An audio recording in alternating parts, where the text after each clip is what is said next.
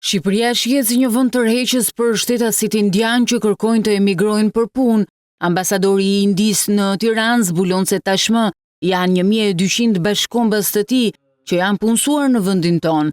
Madje me qeverinë shqiptare po punohet për arritjen e një marrëveshje partneriteti në mënyrë që të realizohet migrimi i rregullt. Vitin e kaluar janë dhënë rreth 1200 viza për punëtorët indian. Pra jemi në drejtimin e duhur, po ecim përpara, numrat po rriten dhe shpresoj që shumë më tepër do të vinë në Shqipëri.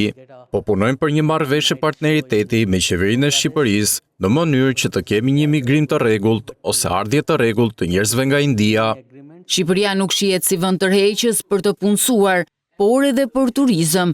Ambasadori tha se nga të dhënat që ka lexuar, janë më shumë se 35.000 indian që kanë vizituar vendin ton dhe më shumë do të vinë në vijim.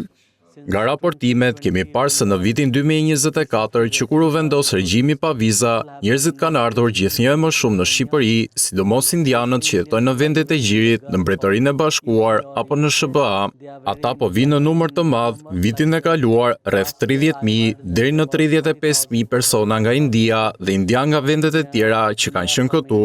Kështu në 4 muajt e parë të vitit, numri indianëve që vizitojnë Shqipërinë pothuajse është dyfishuar krahasuar me vitin 2024.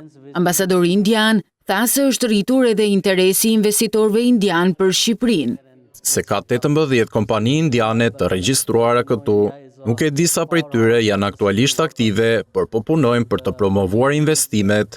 Do të duhet pak kohë, sepse ne jemi këtu vetëm prej para 2 vitesh. Në kuadër të marrëdhënieve 70 vjeçare mes Shqipërisë dhe Indisë, pritet të ketë një sër aktivitetesh, ekspozita të lidhura me Nën Terezën, si dhe mbrëmje kulturore indiane që do të organizohen në Shqipëri, përfundoi ambasadori.